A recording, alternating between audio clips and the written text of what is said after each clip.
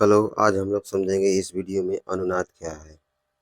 अनुनाद क्या है? तो देखिए इसमें बोला क्या गया है कि आवेश स्थानांतरण के दौरान यौगिक परमाणुवीय विन्यास में बिना किसी परिवर्तन के एक से अधिक संरचना का निर्माण करते हैं। ये संरचनाएं अनुनादी संरचनाएं कहलाती हैं। यानी कहना ये चाह रहा है कि जैसे कि मान लें कि ये कोई एक ये अणु है। ये क्या है? एक अणु है, ठीक। और इसकी कोई एक और संरचना बन गई इलेक्ट्रॉनों के स्थानांतरण के दौरान, ऐसे कुछ। यहाँ पर जैसे कि लोन पेयर है, यहाँ पर क्या है? लोन पेयर है। इसका ये लोन पेयर है, तो इसका ये रेजोनेंस होगा इधर की तरफ, तो ये वाला इधर की तरफ मूव हो जाएगा। तो बन जाएगा क्या है अब इसका? CO-, यहाँ पर डबल वन OH हो जाएगा और यहाँ पर पॉजिटिव चार्ज हो जाएगा। तो देखिए एक ही अणु है, लेकिन इसी अणु का एक ये भी संरचना बन गई, यानी कि दो दो संरचनाएं दिखाई देने लगी। तो एक दूसरे के क्या कहलाएंगे? अनुनादीय कहलाएंगे। क्या कहलाएंगे? अनुनादी। इसी को बोला है परिभाषा के आवेश स्थानांतरण के दौरान यौगिक परमाणुवीय विन्यास में बिना किसी परिवर्तन के एक से अधिक संरचना का निर्माण करते हैं। ये संरचनाएं अनुनादी संरचनाएं कहलाती है। यानी कि इसमें साथ ही साथ आवेश का भी स्थानांतरण हो रहा है। देखिए पहले इस पूरे अणु पर 0 आवेश था, अब इस वाले अणु पर इसी का, हालांकि इसी का दूसरा ये रूप है, लेकिन इस पर आवेश देखिए दो तरह का आ गया, प्लस भी आ गया है और नेगेटिव, इसी को बोला है। अब ये अनुनादी जो संरचनाएं होती है, जो अनुनादी संरचना होती है, ये मुख्यतः दो प्रकार की होती है। क्या प्रकार की होती है? दो प्रकार की। पहला है धनात्मक अनुनाद प्रवाह। धनात्मक अनुनाद प्रवाह यानी इसे हम कैसे दिखाते हैं? प्लस आर से दिखाते हैं। और दूसरा जो होता है -R प्रवाह। क्या? -R प्रवाह यानी कि नकारात्मक अनुनाद प्रवाह। नकारात्मक बोलिए इसको या ऋणात्मक बोलिए। क्या बोलिए? ऋणात्मक, ठीक है। ऋणात्मक बोलिए या नकारात्मक बोलिए, दोनों एक ही चीज़ है। तो चलिए समझा जाए धनात्मक अनुनाद प्रभाव क्या है। तो देखिए इसमें बोला क्या गया है कि इस प्रभाव में समूह संयुग्मित प्रणाली को इलेक्ट्रॉन दान करते हैं। यानी इसका कार्य ये होता है, +R समूह वालों का यानी +R अनुनाद वालों का क्या कार्य होता है कि इलेक्ट्रॉन दान करते हैं। जैसे कार्य में बताया गया है क्या? इससे अणु के विशिष्ट स्थानों इससे अणु के विशिष्ट स्थानों पर इलेक्ट्रॉन घनत्व बढ़ जाता है। यानी सही बात है, जब कोई ऐसा समूह हो जो इलेक्ट्रॉन क्या करता हो, किसी दूसरे को दान करता है, तो जहाँ पर दान करेगा वहाँ पे इलेक्ट्रॉन बढ़ेगा। इलेक्ट्रॉन बढ़ेगा तो उसी को बोला है क्या? इलेक्ट्रॉन घनत्व बढ़ जाता है। क्या बढ़ जाता है? इलेक्ट्रॉन घनत्व बढ़ जाता है, क्योंकि इलेक्ट्रॉन ये दान कर रहा है दूसरे को, इसलिए इसका क्या हो जाएगा? इलेक्ट्रॉन घनत्व बढ़ जाएगा। अब ऐसे कौन कौन से समूह होते हैं? ऐसे कौन कौन से समूह होते हैं जो धनात्मक अनुनाद प्रभाव दर्शाते हैं? धनात्मक अनुनाद प्रभाव दर्शाते हैं। तो देखिए OH समूह यानी हाइड्रोक्सिल होता है, OR समूह होता है यानी एल्कोक्सी समूह कहते हैं OR समूह को, और NH2 समूह है। क्या है? NH2 समूह यानी इसको क्या बोलते हैं? एमीन बोलते हैं। क्या बोलते हैं? एमीन। SR समूह है, थियो एस्टर। और क्या है? SH है समूह। क्या है? SH समूह। ये सारे के सारे समूह जो है ना, ये किसी पर भी लगे रहेंगे तो ये कैसा प्रभाव दर्शाएंगे? धनात्मक अनुनाद प्रभाव दर्शाएंगे। अब नकारात्मक अनुनाद प्रभाव क्या होता है, यानी ऋणात्मक अनुनाद प्रभाव क्या होता है? इसमें क्या बोला गया है? इस प्रभाव में समूह संयुग्मित प्रणाली से इलेक्ट्रॉनों को अपनी ओर खींच लेते हैं। यानी कि दूसरे के इलेक्ट्रॉन अपनी ओर क्या करते हैं? ये खींचते रहते हैं यानी लेते रहते हैं। तो इनको हम -R प्रभाव बोलेंगे, यानी कि नकारात्मक अनुनाद प्रभाव या ऋणात्मक अनुनाद प्रभाव बोलेंगे। कार्य इसका क्या होता है देखा जाए तो इस अणु यानी इससे अणु पर इलेक्ट्रॉन घनत्व कम हो जाता है। सचमुच किसी का इलेक्ट्रॉन आप खींच लेंगे, ले लेंगे, तो वहाँ पर घनत्व कम हो जाएगा, इलेक्ट्रॉन कम होगा तो इलेक्ट्रॉन घनत्व कम हो गया। अब ऐसे कौन कौन से समूह होते हैं जो ऋणात्मक अनुनाद दर्शाते हैं? तो देखिए नाइट्रो समूह हो गया, क्या हो गया? नाइट्रो समूह। सीएन समूह जिसे साइनाइड समूह बोलते हैं, क्या बोलते हैं? साइनाइड। CHO समूह यानी जिसे हम क्या बोलते हैं? एल्डिहाइड बोलते हैं समूह। कार्बोक्सिलिक समूह हो गया यानी कार्बोक्सिलिक एसिड बोलते हैं। तो ऐसे समूह जो रहेंगे NO2 यानी कि नाइट्रो, साइनाइड, एल्डिहाइड, कार्बोक्सिलिक जैसे समूह यदि किसी पर लगे हुए हैं तो यह -R समूह को दर्शाते हैं, यानी कि ये कैसा अनुनाद दर्शाएंगे? ऋणात्मक अनुनाद प्रभाव दर्शाएंगे। और जिसमें OH समूह, OR समूह, NH2 समूह, SR समूह, SH समूह लगे रहेंगे तो धनात्मक दर्शाएंगे। ठीक है, क्या दर्शाएंगे? धनात्मक दर्श। अनुनाद की जो शर्तें होती हैं कुछ इस प्रकार हैं, लगभग हम 5 प्रकार के देखेंगे। अनुनादी संरचनाएं, अनुनादी संरचनाएं कह रहे हैं, अनुनादी सं की शर्तें, अनुनाद की शर्तें यानी अनुनाद की जो शर्तें होती हैं 5 होती है। एक पहला ये है, दूसरा ये है, तीसरा ये है, चौथा ये है, पांचवा ये है, और फिर उसके बाद अनुनाद के गुण आ जाएंगे। तो देखिए समझा जाए कि पहले में क्या बोला गया अनुनाद की शर्त में कि यदि पाई बंद संयुग्मी स्थिति पर हो तो पाई बंद के इलेक्ट्रॉन का विस्थानीकरण दूसरे पाई बंद की ओर होता है, यानी कि आई प्रभाव के अनुसार होता है। उदाहरण जैसे समझें, देखिए जैसे कि इन दोनों कार्बनों के मध्य पाई बंद है यानी कि डबल बंद को पाई बंद बोल रहे हैं, ठीक है। इन दोनों के मध्य के भी कार्बनों के मध्य क्या है? डबल बंद है, यानी कि एक पाई यहाँ पर है और दूसरा पाई यहाँ पर है, यानी एक पाई का स्थानांतरण किधर की ओर हो रहा है? दूसरे पाई बंद की ओर हो रहा है।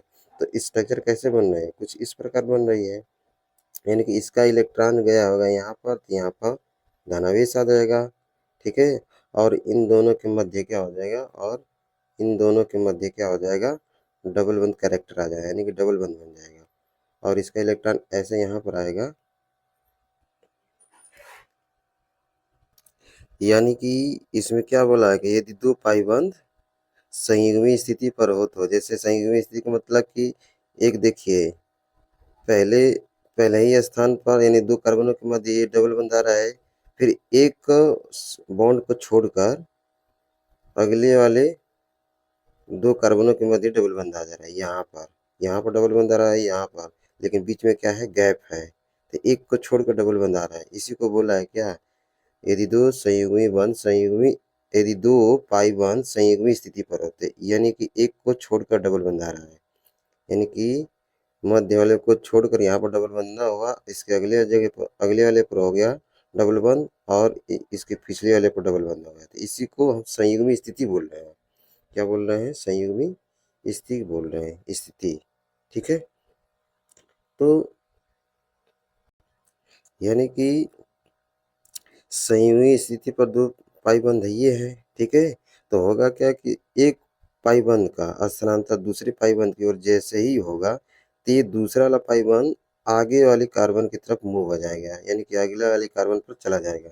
जैसे यहाँ पर दिखाई दे रहा है, देखिए यहाँ से इलेक्ट्रॉन निकल कर गया तो इस वाले पिछले वाले कार्बन पर प्लस आ जाएगा, जैसे कि यहाँ पर दिखाई दे रहा है प्लस है, और ये जो आगे वाला कार्बन था ये वाला, इसका इलेक्ट्रॉन निकल कर अगले वाले कार्बन पर आएगा तो वहाँ पर नेगेटिव चार्ज आ जाएगा और मध्य में क्या हो जाएगा? डबल बंद बन जाएगा। क्या हो जाएगा? डबल बंद। लेकिन ये एक ही अणु से ये वाली संरचनाएं बनी है कि नहीं, और फिर वापस स्थिति फिर से वही हो जा रही है, वापस स्थिति फिर से वही हो जा रहा है। देखिए फिर से नेगेटिव चार्ज इधर की तरफ मूव करेगा तो ये पाई बंद इधर की तरफ मूव करेगा, तो जैसे ही मूव करेगा तो यहाँ पर नेगेटिव चार्ज आ जाएगा और यहाँ पर पॉजिटिव चार्ज आ जाएगा और बीच में डबल बंद बन जाएगा, यानी कि तीन संरचनाएं दिखाई दे रही हैं यहाँ पर, यानी कि एक अणु से हम तीन संरचनाएं बना दे रहे हैं, तो ये एक दूसरे के क्या कहलाएंगे? अनुनादी संरचनाएं कहलाएंगे, ठीक है। क्या कहलाएंगे? अनुनादी संरचनाएं कहलाएंगे। उसी तरह से ये भी देखिए यहाँ पर भी है वही स्थिति, एक पाईबंद यहाँ पर है, ये पाईबंद इधर की तरफ मूव किया तो ये वाला पाईबंद ऑक्सीजन और कार्बन के मध्य वाला ऑक्सीजन पर चला जाएगा, तो इस तरह की स्थिति दिखाई देगी, संरचना की इस तरह से स्थिति दिखाई गई, यानी कि इस वाले कार्बन पर पॉजिटिव और यहाँ पर क्या हो जाएगा? ऑक्सीजन पर निगेटिव चार्ज आ जाएगा, तो ये भी एक बन जाएगा, ठीक है। तो इसमें यही बोला गया है कि इसमें क्या हो रहा है, इस तरह के उदाहरणों में क्या हो रहा है कि पाई बंध का स्थानांतरण यानी पाई इलेक्ट्रॉनों का स्थानांतरण ना हमेशा पाई बंध की ओर ही हो पा रहा है, ये समझाना चाह रहा था इस शर्त के अनुसार। अब अगला वाला शर्त में क्या दिया गया है कि यदि एक ऋणावेश या एक एकाकी इलेक्ट्रॉन युग्म तथा एक पाई बंध संयुग्मी स्थिति पर हो तो ऋणावेश या एकाकी इलेक्ट्रॉन युग्म के इलेक्ट्रॉन पाई बंध की ओर विस्थानीकृत होते हैं। यानी कहना ये चाह रहा है कि मान लो किसी एक एटम पर क्या हो, लोन पेयर हो यानी एकाकी इलेक्ट्रॉन, ठीक, और एक पाई बंद हो तो लोन पेयर का जो प्रवाह होगा पाई बंद की ओर तरफ हो जाएगा, तो ये वाला इधर की तरफ मूव हो जाएगा। जैसे मूव होगा तो ये वाला स्ट्रक्चर बन जाएगी आगे अगली। उसी तरह से इसमें भी देखिए, यदि मान लें कि लोन पेयर या एकाकी इलेक्ट्रॉन युग्म न हो, वहाँ पर क्या हो जाए, ऋणात्मक हो जाए चार्ज, तो भी उसी तरह से प्रवाह होगा जिस तरह से लोन पेयर वाला एटम पाई बंद की ओर मूव करवा रहा था। ठीक है, पाई बंद की ओर क्या करवा रहा था, मूव करवा रहा था। ठीक है, उसी तरह से ऋणावेश वाला भी क्या करवा देगा, मूव करवा देगा किधर की तरफ, पाई बंद की ओर। देखिए बिल्कुल इसमें भी वही बात है, लोन पेयर का प्रवाह किधर की तरफ हो रहा है, इस कार्बन की तरफ, और इस कार्बन का जो डबल बंद है ये दूसरे वाले कार्बन पर जाकर इलेक्ट्रॉन के रूप में बैठ जा रहा है। देखिए यहाँ पर नेगेटिव चार्ज के रूप में आ गया, ये डबल बॉन्ड टूटकर इस वाले कार्बन पर चला गया तो नेगेटिव आ गया इस पर, और इस वाले कार्बन पर और ऑक्सीजन पर इनके मध्य क्या आ गया, डबल बंद करेक्टर आ गया, और इस ऑक्सीजन पर पॉजिटिव चार्ज आ गया। ठीक है, और ये जैसा था वैसा ही रह गया। इसमें भी वही बात है, यानी कि एकाकी इलेक्ट्रॉन का प्रवाह पाई बंद की तरफ हो रहा है, यानी कि लोन पेयर को ही एकाकी इलेक्ट्रॉन बोलते हैं। इन्हीं लोगों का प्रवाह किधर की तरफ होगा, पाई बॉन्ड की तरफ होगा, या एकाकी इलेक्ट्रॉन युग्म नहीं रहा है, या एकाकी इलेक्ट्रॉन नहीं है, एकाकी इलेक्ट्रॉन युग्म नहीं है, तो निगेटिव चार्ज होगा तो भी इसका प्रवाह किधर की तरफ होगा, इलेक्ट्रॉन का पाई बंद की ओर होगा। इसी तरह से अगला शर्त क्या है, यदि एक पाई बंद एवं एक धनावेश संयुग्मी स्थिति पर हो तो पाई बंद के इलेक्ट्रॉन धनावेश की ओर विस्थानीकृत होते हैं। यानी ये कहना चाह रहा है कि मान लें कि एक पाई हो और दूसरा क्या हो, धनावेश, तो पाई बंद के इलेक्ट्रॉन धनावेश की ओर क्या करेंगे, मूव करेंगे। जैसे कि इस एग्जांपल में दिखाई दे रहा है, यहाँ पर देखिए पाई बंद है इन दोनों के मध्य, और इस कार्बन पर क्या है, धनावेश है, तो पाई बंद का प्रवाह इलेक्ट्रॉन का किधर की तरफ हो रहा है, धनावेश पर हो रहा है, तो ये वाली स्ट्रक्चर बन जा रहा है। तो इसको समझाना चाह रहा था। ठीक है, तो इसको समझाना चाह रहा था ये। ठीक है, लेकिन इस वाले तीसरे वाले शर्त का एक ऐसा भी उदाहरण है जो अपवाद है, जो देखिए यहाँ पर दिखाई दे रहा है। अब यहाँ पर देखिए इस वाले कार्बन पर, ये जो कार्बन है इस पर धनावेश है, और इनके मध्य क्या है, डबल बंद है ऑक्सीजन कार्बन के मध्य। तो अब ऐसा नहीं हो पाएगा। देखिए ये ऑक्सीजन है और ये कार्बन है, तो ये पाई बंद इधर की तरफ मूव नहीं होगा, इस वाले कार्बन की तरफ। ध्यान है क्यों, क्योंकि ऑक्सीजन ज़्यादा पावरफुल है, इसकी विद्युत ऋणात्मकता क्या है, इस वाले कार्बन से अधिक है। तो ये खुद इलेक्ट्रॉन दूसरे को छीन सकता है, ये खुद देगा थोड़े ही नहीं। तो इसी को समझाया गया है शब्द में कि यहाँ ऑक्सीजन की अधिक ईयन होने से, ईयन का मतलब विद्युत ऋणात्मकता, इलेक्ट्रोनेगेटिविटी, ईयन होने से पाई बंद के इलेक्ट्रॉन हमेशा ऑक्सीजन की ओर विस्थानीकृत होते हैं, अतः अनुनाद प्रदर्शित नहीं होता है। यानी कहना ये चाह रहा है कि जो ऑक्सीजन है परमाणु, उससे जो पाई बंद जुड़ा है वह कार्बन की तरफ शिफ्ट नहीं होंगे जिस कार्बन पर धनावेश है, क्योंकि ऑक्सीजन का जो विद्युत ऋणात्मकता होता है वो क्या है, ज़्यादा पावरफुल है, किससे, इस वाले कार्बन से। इसलिए इसका पाई बंद के इलेक्ट्रॉन इस कार्बन की तरफ मूव नहीं होगा, अर्थात अनुनाद ही नहीं हो पाएगा यहाँ पर। ठीक है, अब चौथे वाले में क्या बोला गया है कि यदि यदि एक पाई बंद एवं एक एक मुक्त इलेक्ट्रॉन संयुग्मी स्थिति पर हो तब क्या होगा। तो ध्यान रखिए इसमें बोला क्या गया है कि यदि ये पाई बंद है, एक पाई बंद में दो बंद होते हैं, और दो जो बंध दिखाई दे रहे हैं, इन हर एक बंधों में दो दो इलेक्ट्रॉन होते हैं। इस वाले भी बंध में क्या रहेंगे, दो इलेक्ट्रॉन रहेंगे, और इस वाले बंध में भी दो इलेक्ट्रॉन रहेंगे। जो दिखाई दे रहा है यहाँ पर डबल बंध, उसी डबल बंध को यहाँ पर बनाए हैं। अब इसमें बोल क्या रहा है कि ये वाला इलेक्ट्रॉन जिस जिस एटम का था उसके पास चला जाए, ये वाला इलेक्ट्रॉन था जिसका उस वाले एटम के पास चला जाए, तो ये मुक्त मूलक में हो जाएंगे। क्या हो जाएंगे, मुक्त हो जाएंगे।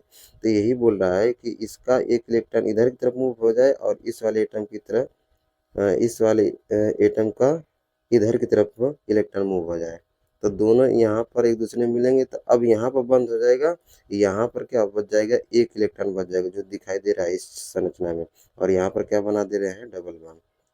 उसी तरह से निचले वाले भी एग्जाम्पल इसी तरह से आए। देखिए पाई बंद का एक इलेक्ट्रॉन इधर की तरफ मूव हो जाएगा, तो एक इलेक्ट्रॉन इधर की तरफ, तो इसका जो इलेक्ट्रॉन है इधर मिलकर डबल बंद बना देगा। ठीक है, तो ये चौथे नंबर में था ऐसा कंडीशन। ठीक है, तो अब इधर की तरफ देखा जाए पांचवा नंबर में, यदि एक एकाकी युग्म या ऋणावेश एवं एक धनावेश संयुग्मी स्थिति पर हो तो एकाकी इलेक्ट्रॉन युग्म या ऋणावेश के इलेक्ट्रॉन धनावेश की ओर विस्थानीकृत हो जाते हैं। यानी कि अब ऐसा कह रहा है कि मान लीजिए कि दो एटम है, एक एटम पर धनावेश है और दूसरे पर एकाकी इलेक्ट्रॉन युग्म है। इनके मध्य कोई बंध ही कोई डबल बंध ट्रिपल बंध है ये नहीं है। तब उस टाइम देखिए लोन पेयर का प्रवाह उस धनावेश की तरफ हो जाएगा जो इस संरचना में दिखाई दे रहा है।